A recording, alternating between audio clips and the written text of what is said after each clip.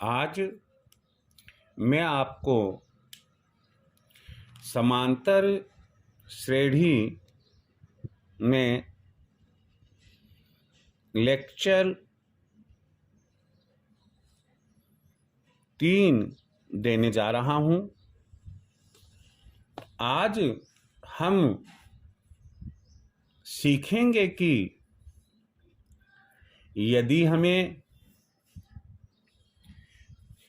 समांतर श्रेणियां दी हुई हो तो उसमें प्रथम पद क्या होगा और सारू अंतर क्या होगा।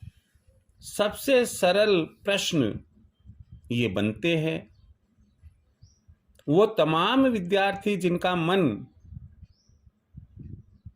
गणित में नहीं लगता है, मैं उनसे यही कहना चाहूँगा कि गणित के इस भूत से मत डरो, गणित से प्यार करो, फिर देखिएगा कि आपका ब्रेन कितना शार्प हो जाता है। चलो हम कुछ क्वेश्चंस लेते हैं जिसमें हम आपको बताएंगे दी गई समांतर श्रेणियों में ए तथा डी का मान ज्ञात करना। इसमें पहला हम प्रश्न लेते हैं 4, 8, 12 है, 16 है, 20 और इसी प्रकार। दूसरा हम लेते हैं -10, -7, -4, -1, 0,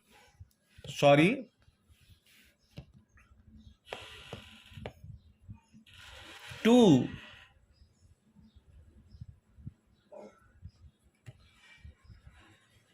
5 एंड सो ऑन। इसी प्रकार से तीसरा हम लेते हैं इसमें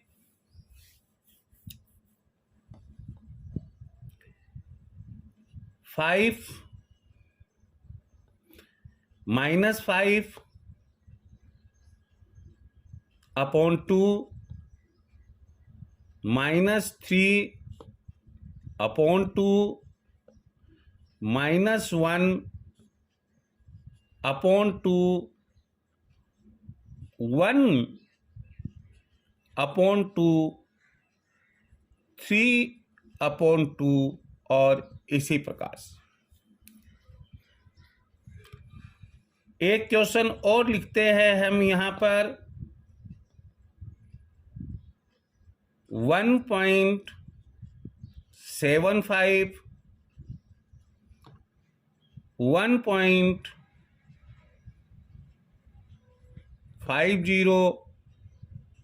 1.25, 1.00, 0.75 एंड सो ऑन। इसी प्रकार हमारे पास में अब ये 4 प्रश्न हैं और हमें इन चारों श्रेणियों में बताना है कि ए क्या होगा और डी का मान क्या होगा। जैसा कि हम जानते हैं, ये हमने आंसर लिखा, जैसा कि हम जानते हैं कि प्रत्येक श्रेणी का जो प्रथम पद होता है उसे हम ए कहते हैं। तो पहला जो प्रश्न है उसका आंसर है a इज इक्वल टू 4। अब d जिसे हम कॉमन डिफरेंस या सार अंतर कहते हैं, उसे निकालने के लिए आपको चाहिए कि d is equal to a2 minus a1, इस तरीके से फॉर्मूला बनाएं। आप कभी भी ऐसा ना करें जब तक कि आपकी मैथ्स की प्रैक्टिस अच्छी नहीं हो कि आप मौखिक में इसे कैलकुलेट करने की कोशिश करें। क्यों कि प्लस माइनस का इसमें पूरा ध्यान रखा जाता है और थोड़ी सी चूक होने पर कॉमन डिफरेंस आपका गलत हो सकता है। तो हमने देखा कि a2 8 है और a1 4 है, तो यहाँ कॉमन डिफरेंस जो हो जाएगा वो 4 हो जाएगा। क्वेश्चन नंबर 2 पर हम चलते हैं। यहाँ हमारा a जो आया फर्स्ट टर्म, यह -10 है। देखिए मैथ्स में हमेशा प्लस माइनस के चिन्हों को महत्व दिया जाता है, इसलिए आप कदापि ये ना सोचे कि मैं प्लस माइनस को इग्नोर करके मैथ्स के सवाल को सही कर दूंगा। तो यहाँ अगर -10 है तो आपको a की वैल्यू -10 ही लिखनी पड़ेगी और d का मान वही फॉर्मूला लिखिए, a2 minus a1 is equal to. अब यहाँ a2 क्या है, a2 हमारे पास में -7 है, तो हमने लिखा -7। दूसरी बात, ये जो माइनस का निशान है ये फॉर्मूले का है, इसलिए ये माइनस लगाया। और उधर a1 जो है वो -10 है, इसे हम ब्रैकेट में लिख लेंगे। ब्रैकेट में क्यों लिखेंगे, दो बार यदि माइनस माइनस है तो वो लिखने में पढ़ने में सही नहीं होता है और ना ही वो गणित की दृष्टि से भी अच्छा माना जाता है। तो इस तरह से ये -7 माइनस को माइनस से मल्टीप्लाई किया तो ये +10 हुआ और दोनों को प्लस करने पर या डिफरेंस प्लस करने पर, क्योंकि ये अंक है, यहाँ हमने देखा कि यहाँ -7 है, ये +10 है, तो यहाँ 3 प्लस के आएंगे, तो कॉमन डिफरेंस जो हो गया, इसलिए d इज इक्वल टू 3 ये हमारा आंसर हो जाएगा। अब इसके बाद में हम चलते हैं, इसके बाद में तीसरे क्वेश्चन पर हम देखते हैं कि तीसरे क्वेश्चन में जो a दिया हुआ है, a तो फर्स्ट टर्म ही है, वो है -5/2। d निकालने के लिए वही लिखना अपने को, बिकॉज यानी कि चूंकि d is equal to a2 minus a1 is equal to. अब ये इक्वल टू के अंदर a2 हमारे पास में -3/2 है, ये माइनस का चिन्ह फॉर्मूले का है, और a1 हमारे पास में है -5/2।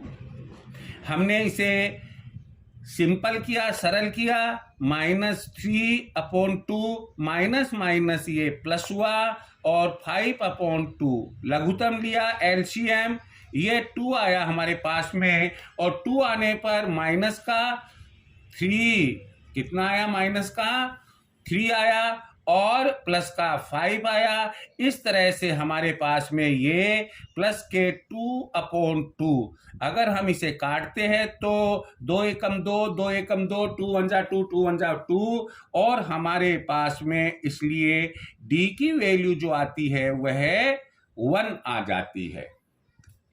d की वैल्यू हमारे पास में 1 आ जाती है। क्वेश्चन नंबर 4 आप खुद अपने आप करके देखेंगे। यहाँ a तो मैं आपको आंसर बता रहा हूं, a तो 1.75 है एंड d जो आएगा वो आएगा आपके पास में -0.25। चलो ये मैं आपको यहाँ थोड़ा सा सरल करके बता देता हूं कि d जो आएगा वो आएगा आपका a2 है 1.50 और इसमें से माइनस करना है आपको 1.75। तो इस तरह से आपके पास में जो ये आया आपके पास में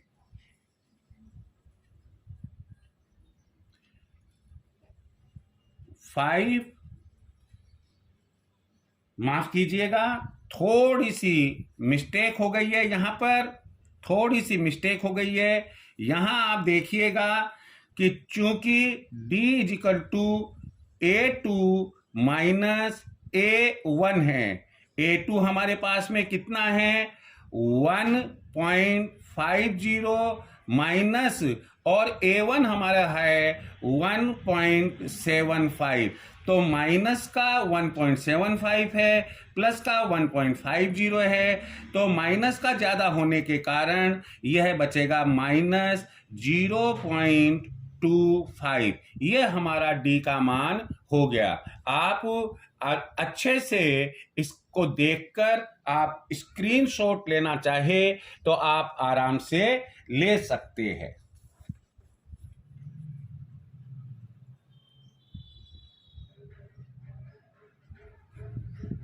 अब हम आगे बढ़ेंगे।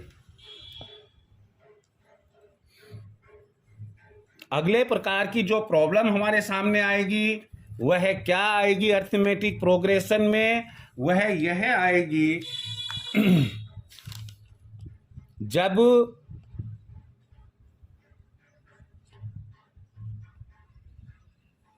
प्रश्न में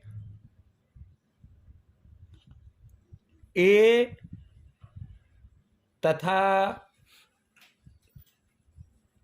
डी का मान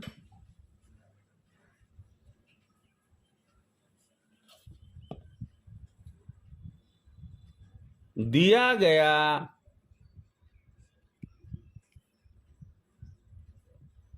हो, में पूछा जा सकता है कि दिए गए ए और डी के मानों की सहायता से जो समांतर श्रेणी बनती है उसके 4, 5 या 6 या अन्य संख्या में पद ज्ञात कीजिए। मान लो आपको दिया गया कि यदि ए और डी का मान विभिन्न स्थितियों में निम्न प्रकार हो। क्वेश्चन क्या है कि यदि ए और डी का मान विभिन्न स्थितियों में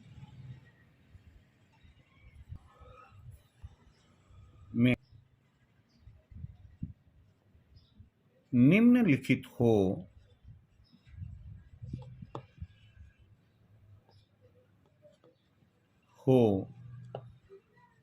तो उनसे बनने वाली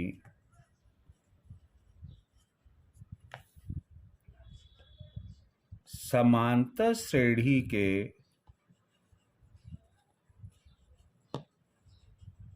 प्रथम 4 पद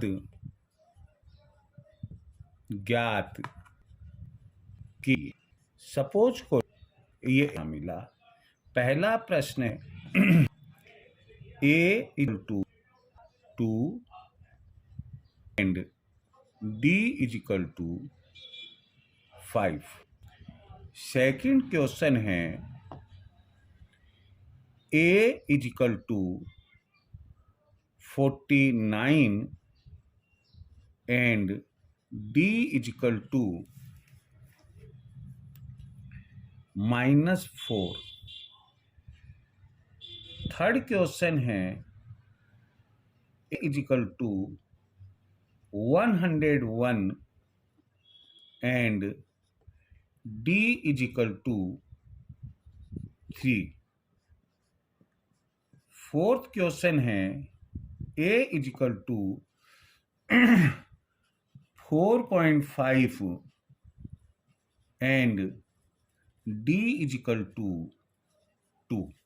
तो इस तरह से हमें चार अलग अलग स्थितियों में ए और डी के मान दिए गए हैं और हमें चारों स्थितियों में ये बताना है कि जो समांतर श्रेणी इनकी सहायता से बनती है उनके प्रथम चार पद कौन से होंगे।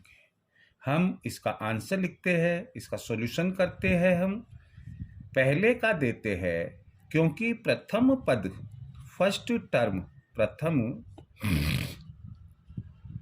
पद अर्थात ए इजिकल टू 2 है और सार्व अंतर अर्थात डी इजिकल टू 5 है। तो यहाँ आप जो नियम है समांतर श्रेणी बनाने का वह यह है कि प्रथम पद से द्वितीय पद जब हम ज्ञात करेंगे तो प्रथम पद में डी का मान जोड़ देंगे, द्वितीय से दूसरे टर्म से तीसरा टर्म ज्ञात करेंगे तो दूसरे पद में डी का मान जोड़ देंगे और यही क्रम चलता रहेगा। चूंकि यहाँ a इजिकल टू 2 है अर्थात हम ये कह सकते हैं कि a1 इजिकल टू, क्योंकि हम टर्म फर्स्ट सेकंड थर्ड को क्रमशः a1 a2 a3 ऐसे बोलते हैं, तो हमें a4 तक ज्ञात करना है। तो पहला टर्म तो यही हो गया। दूसरा है कि चूंकि a2 is equal to a1 plus D और यहाँ a1 हमारे पास में 2 आया और d हमारे पास में 5 है, तो ये बन गया हमारा 7। इसी प्रकार से a3 is equal to a2 plus d is equal to 7 plus 5 is equal to 12 and a4 is equal to a3 plus d is equal to 12 plus 5 is equal to 70। यहाँ ध्यान रखिए कि आपको अगर मार्क्स अच्छे चाहिए, 5 नंबर का मान लो क्वेश्चन है, 5 में से 5 नंबर चाहिए, तो एक लाइन और लिखनी चाहिए आप लोगों को और वो है अतः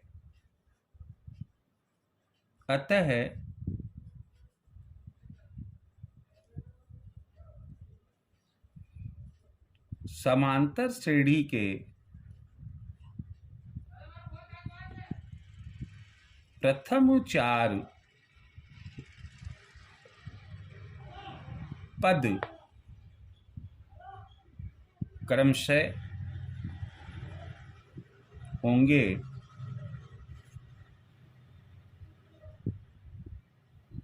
2, 7, 12 एंड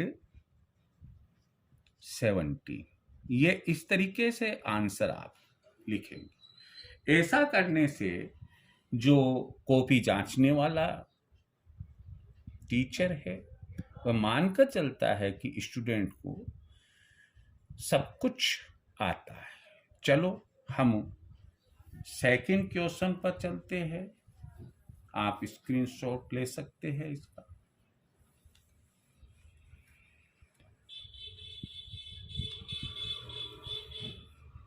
सेकंड क्वेश्चन में हमें दिया है